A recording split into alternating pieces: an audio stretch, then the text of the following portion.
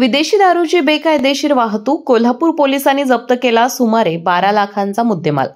कोल्हापूर स्थानिक गुन्हे अन्वेषण शाखेच्या पथकाने विनापरवाना विदेशी दारूची बेकायदेशीर वाहतूक करणाऱ्या 2 जणांना ताब्यात घेऊन त्यांच्याकडून 3,83,456 रुपये किमतीची दारू आणि 8 लाख रुपये किमतीचा मालवाहू टेम्पो असं 11,83,456 रुपये किमतीचा मुद्देमाल जप्त केला आहे. विशाल रमेश कांबळे आणि युवराज महादेव पाटील अशी ताब्यात घेतलेल्यांची नावे आहेत. 24 सप्टेंबर रोजी सायंकाळी कोल्हापूर रत्नागिरी महामार्गावर आंबेवाडी गावाजवळ मालवाहू वाहनातून बेकायदेशीर विनापरवाना दारू वाहतूक होत असल्याची माहिती स्थानिक गुन्हे अन्वेषण शाखेचे पोलीस अंमलदार अनिकेत मोरे, योगेश गोसावी आणि सचिन जाधव यांना मिळाली. त्यानुसार पोलीस निरीक्षक रवींद्र कळमकर यांच्या मार्गदर्शनाखाली पोलीस उपनिरीक्षक जालिंदर जाधव यांच्या पथकाने सापळा रचून या दोघांना ताब्यात घेतलं.